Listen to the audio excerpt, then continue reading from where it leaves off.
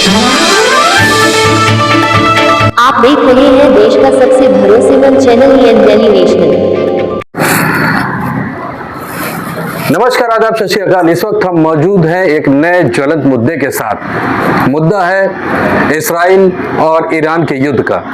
लगातार अगर हम बात करते हैं 27 फरवरी से बात करें तो लगातार ये कहीं ना कहीं चिंगारी इसकी सुलग रही थी।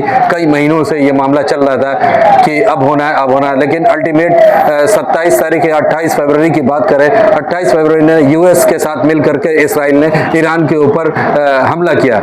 इसमें कहा जाता, अभी तक जो समाचार है उसमें यह कहा गया है कि वहाँ के जो सुप्रीम लीडर थे ईरान के आयतुल्लाह अली खामनेई, उनकी उस जो अटैक हुआ था उसके अंदर उनका देहांत हो गया। साथ में वो एक हाई लेवल मीटिंग कर रहे थे, वहां पर उनके जो ईरान के वरिष्ठ ऑफिशियल्स थे उनके साथ वो मीटिंग चल रही थी और उसमें जो लोग भी मौजूद थे वहां पर वो मारे गए। उसके बाद फिर खबर आई उनके परिवार के और लोग भी मारे गए। जिसको लेकर करके अगर हम गोरखपुर की बात करें और पूर्वांचल की बात करें तो पूर्वांचल गादी के नाम से प्रख्यात डॉक्टर संपूर्णानंद मल साहब हमारे साथ मौजूद हैं, जिनका साफ है कि इस तरह के मिशन को लेकर करके, एक नोबल कॉज को लेकर के वो आगे आए हैं।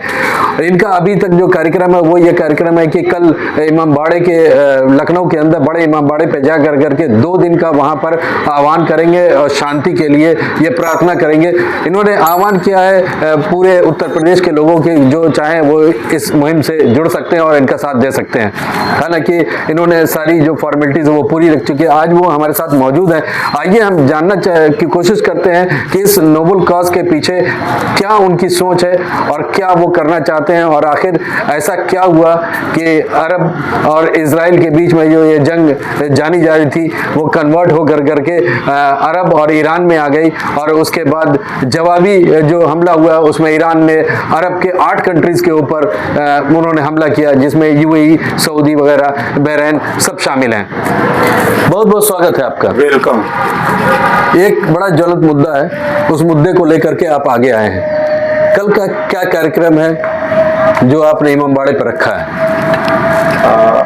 पहले तो ये बता दें कि humanity is only the idea of this mission, only humanity. मनुष्यता किसी कीमत पर मरने नहीं दूंगा। और मानवता जी, और मानवता का दमन इजराइल के पीएम बेंजामिन नेतन्याहू और अमेरिका के राष्ट्रपति ट्रंप ने, डोनाल्ड ट्रंप ने की है। इतनी बड़ी इस तरीके का पॉलिटिकल और रिलीजियस लीडर जो दुनिया के, केवल ईरान भर के नहीं, न केवल इस्लामिक जगत के, वरन दुनिया में उनका शांतिवादी, सहज, सरल, अनआक्रामक और जो है हुसैनी थे, नदीम थे। क्यों आपने मारा? क्या आपके सीमा के अंदर प्रवेश किए थे? क्या आतंकवाद के पुरोधा थे? आतंकवाद को इंसिस्ट करने की कोशिश कर रहे थे?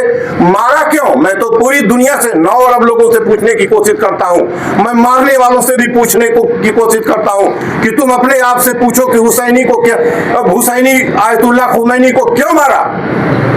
किस बात के लिए मारा? ये तो बताए कोई दुनिया वाला। किस बात के लिए आपने मारा? किस बात के लिए मारा? कैमरे से किससे पूछूं क्यों मारा? क्या उस दिन 28 और 1 की रात में जब भी आपने एक तो दुनिया का जो वॉरफेयर है, जो रूल्स रेगुलेशन है, उसको वायोलेट किया। इस तरीके से आप अचानक हमला करके उनको रात में मारे। कब मारे मुझे एग्जैक्ट समय नहीं पता, लेकिन आपने पूरे रूल्स रेगुलेशन को वायोलेट करके एक शांतिवादी, जब भी मैं उनको चेहरे पर बात करते देखा, मुझसे कोई उनसे संवाद नहीं है, जब भी मैंने आयतुल्लाह खुमैनी को देखा, खामनी को देखा, अली खामैनी को देखा, तब भी कभी भी उनको आक्रोश में जलते हुए जैसे हम लोग जलते हैं, हम लोग गुस्से में होते हैं, मैंने उनको नहीं देखा। और 86 साल के व्यक्ति को मारने की क्या जरूरत थी इस जो है इजराइल के पीएम को? और उनको किस बात के लिए मारे गए? मैं तो ये पूछने की कोशिश करता हूं। कल मैं इमामबाड़े पर जो सांस्कृतिक एकता का मिसाल है इमामबाड़ा, जब अवध प्रांत हुआ करता था, लखनऊ की बात कर जी, लखनऊ के इमामबाड़े पर, जिसको शासन ने बंद कर दिया है। 2 दिन पहले ताला बंद किया गया, होली के पहले।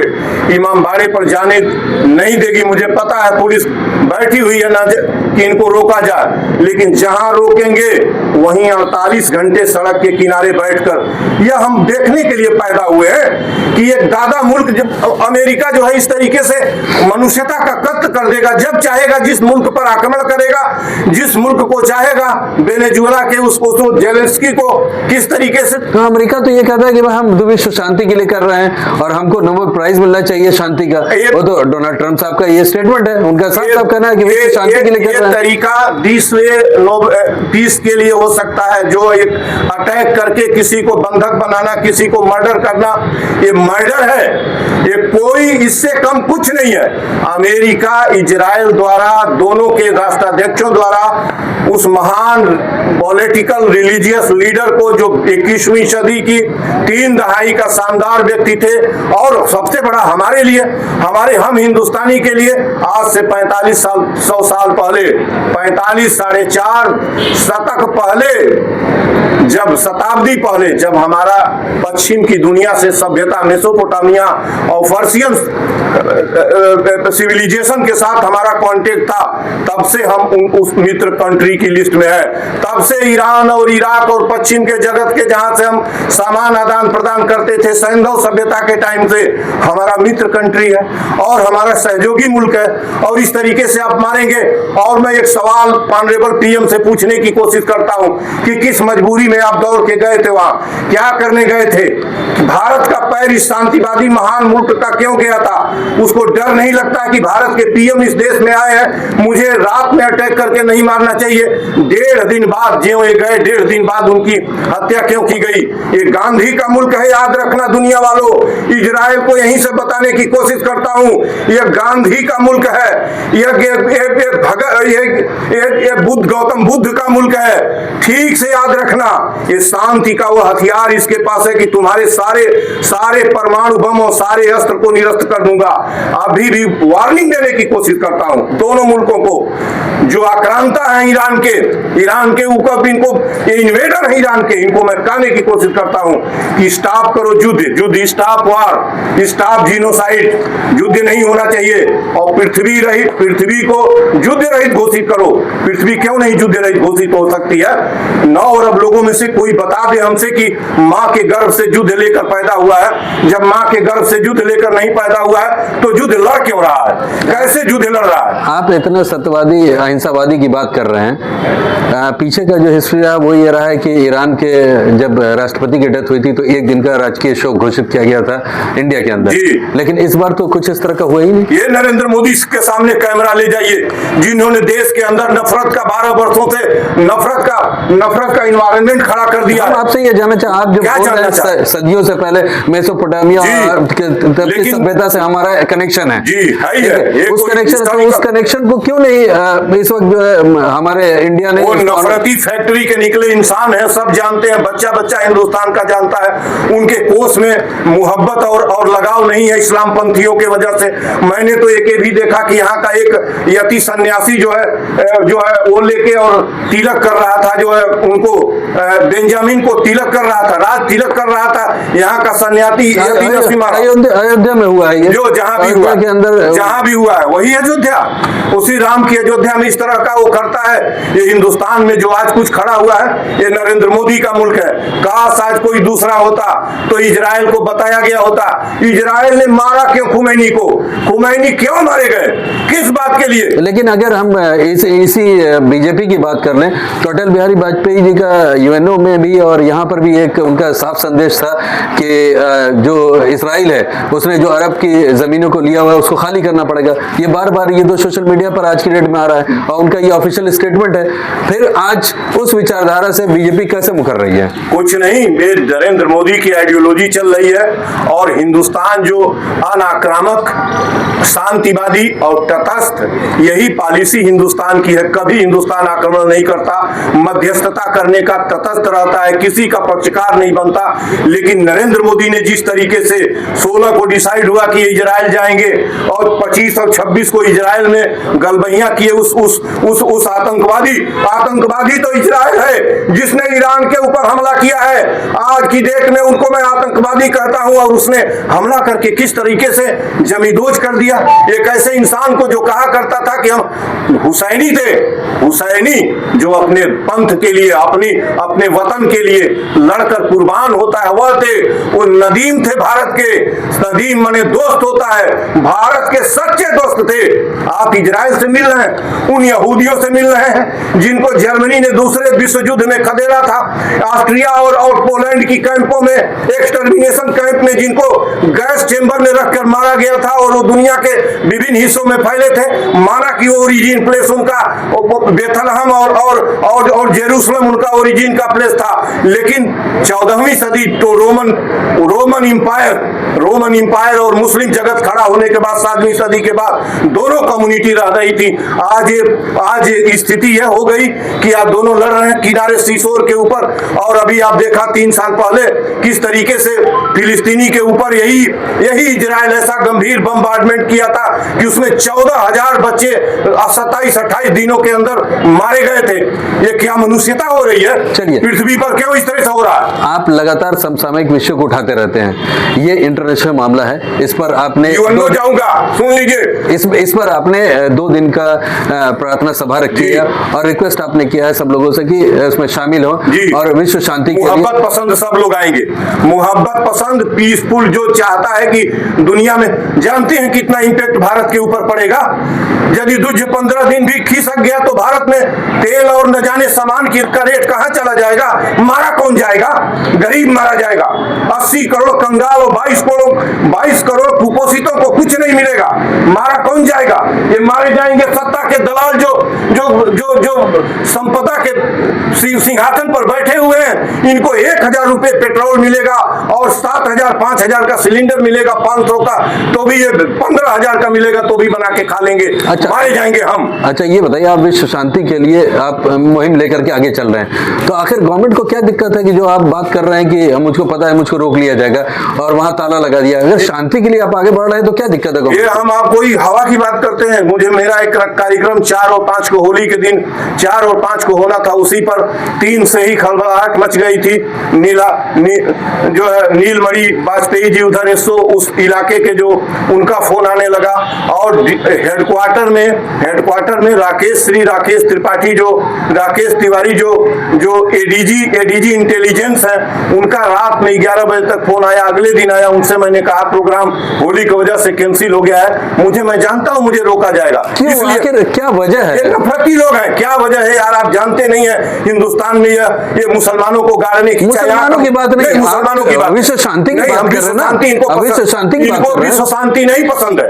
नरेंद्र मोदी की समसामयिक भारत को विश्व शांति और वो भी मुहम्मदन्स के साथ मोहब्बत इनको कदापि पसंद नहीं है। चाहे वो भारत का हो, चाहे वो ईरान का हो, चाहे वो फिलिस्तीनी के गाजा के पतली पट्टी का हो, उनको पसंद नहीं है कि मोहब्बत हो। क्या करने इजराइल के साथ गए थे? क्या करने गए थे? और इनके जाने के बाद उसकी इतनी हिमाकत, उसे पता नहीं है कि ये भारत और जो है गांधी और गौतम बुद्ध के देश से आए हुए हैं। उस देश को नहीं मालूम, उस आक्रांता को, बेंजामिन ने आक्रमण करके मारा क्यों? उसको यदि नरेंद्र मोदी की ताकत का एहसास होता, ताकत भारत के पास वो ताकत है, समझ गए? आपको यूसुफ जी, आपको बताने की कोशिश करता हूं, समझ नहीं रहे। मैंने तत्काल एक पीस एक्सपेडिशन के लिए प्रेसिडेंट को पत्र लिखा कि पीस एक्सपेडिशन में आप जाइए, नरेंद्र मोदी को रोकिए, रविशंकर, ये दोनों बाहर में पैर न रखने पाए। आज ये फॉरेन पॉलिसी भारत की यहां आ गई, बगल के तीनों मुल्क नेस्तनाबूद हो गए 12 ही साल के अंदर। और किस तरीके से जो हमारे मित्र कंट्री है 4,500 साल पहले से जिनसे हमारा व्यापारिक और सांस्कृतिक आदान प्रदान हो रहा है, उनके ऊपर, उनके सीने पर चढ़ के क्यों मारा आपने? किस बात के लिए मारा? और नरेंद्र मोदी का पैर यदि इजराइल में पड़ गया था तो बेंजामिन ने उसके बाद क्यों अटैक किया? क्या उसको पता नहीं है कि ये कितना बड़ा पद है, कितना बड़ा पद पैर गया हुआ है? नरेंद्र मोदी हम उनकी चाहे जितनी, क्या भारत का एहसास उसको नहीं है? भारत का एहसास कर ले। भारत तो शांति का वो हथियार भारत के पास है कि तुम्हारा कोई हथियार काम नहीं करेगा। गांधी और बुद्ध का मुल्क है, धरती है, जिसको दुनिया के लोग पूजते हैं। सारे देश का बच्चा बच्चा दोनों पर्सनालिटीज को जानता है और सत्य हिंसा के लिए जाने जाते हैं। तो मारा क्यों? तो कल आपका पक्का है कि पक्का आप नहीं, 100%। कैसा पक्का क्या होता है? चांद सूरज इधर से इधर चला उग सकता है। गांधी का वचन कभी कैसा, जहां हमको रोकेगी पुलिस प्रशासन, जहां रोकेगा सड़क के किनारे वहीं 48 घंटे का सत्याग्रह करूंगा। अनशन नहीं करना है मुझे, सत्याग्रह करना है, दुनिया को मैसेज देना। और मैं प्रेसिडेंट, ऑनरेबल प्रेसिडेंट से कहने की कोशिश करता हूं, prime minister, honourable prime minister से भी कहने की कोशिश करता हूं कि आपके पास हथियार है, शीघ्र युद्ध बंद कराइए, दुनिया के वेलफेयर के लिए बंद कराइए, मनुष्यता के हिफाजत के लिए बंद कराइए, मत युद्ध होने दीजिए। और केवल हिंदुस्तान के पास वो वीपन है, वह वीपन है जिसका जो टाइमलेस और जो है जो टाइमलेस है और जो दूरी रहित है, उससे मार करिए। आप कहिए कि बंद करो युद्ध, नहीं तो हम यूएनओ के सामने बैठेंगे। आप किस वेपन की बात कर रहे हैं? Yes, peace weapon, great weapon है जो हमारे पास है, किसी के पास नहीं है दुनिया की। हमारे पास वो हथियार है, हमारे पास वो भी हथियार है और हमारे पास परमाणु हथियार भी है। दोनों हथियार हमारे पास है। चलिए, ये थे पूर्वांचल गांधी। इनका साफ ये कहना था कि इनका हर हाल में सत्याग्रह जो इनका चल रहा है 2 दिन का, वो ये करेंगे। कल सवेरे आप यहाँ से निकलेंगे? 5 बजे यहाँ से निकलूंगा। यह प्रशासन को और शासन को, लखनऊ के डीएम और कमिश्नरेट को बता दिया हूँ, यहाँ भी सबको पता है। 5 बजे अपनी गाड़ी जो वैगनार है, नंबर है, उससे मैं निकलूंगा। ये प्रशासन भी बैठा हुआ है, जो मुझे लगता है कि फैजाबाद न निकलने दें, बाराबंकी न निकलने दें, जहाँ रोकेंगे वहीं बैठूंगा। चलिए, तो इनका सीधा सीधा है कि कल सवेरे ये 5 बजे यहाँ से कूच करेंगे लखनऊ के लिए, और लखनऊ के जो चौक में बड़ा इमामबाड़ा है वहां पर ये 2 दिन का सत्याग्रह करेंगे। एक कार्यक्रम और है थोड़ा सा, कि पहले पहुंचूंगा गांधी प्रतिमा पर, जीपीओ हजरतगंज में, वहीं से गाड़ी रखूंगा, पैदल मार्च करते हुए इमामबाड़े पर चलूंगा, वहां बैठूंगा सड़क के किनारे। कितने लोग होंगे आपके साथ? 5 लोग मेरे मित्र रहते हैं, वो 5 सत्याग्रही बराबर रहते हैं, वो रहेंगे। बाकी संसार आए न आए हमसे कोई मतलब नहीं है। चलिए, तो इनका सीधा है कि यहाँ से 5 बजे सवेरे गोरखपुर से ये कूच करेंगे और उसके बाद सीधा गांधी प्रतिमा जो हजरतगंज में जीपीओ के पास है वहाँ जाएंगे।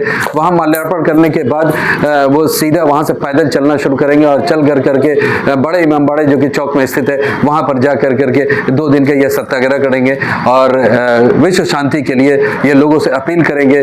और इन्होंने साफ ये कहा है कि भारत के राष्ट्रपति और भारत के प्रधानमंत्री से ये अपील कर रहे हैं कि जितना जल्द से जल्द हो शांति, विश्व शांति कराएं। देखना बड़ा दिलचस्प होगा कि ये गोरखपुर से चल करके लखनऊ पहुंच पाते हैं या नहीं, या इनका जो सत्याग्रह है वो पूरा हो पाता है कि नहीं, क्योंकि लगातार इनके बारे में बताते चले, पूर्वांचल गांधी के बारे में जो समसामयिक विषय है उसको लेकर के बड़े अग्रसर रहते हैं और बहुत एक्टिव मोड में काम करते हैं, लेकिन कहीं ना कहीं शासन और प्रशासन के खिलाफ होता है तो ये उनको पूरा होने नहीं देते हैं। हम बने रहेंगे, क्या अपडेट्स हम देने की कोशिश करेंगे।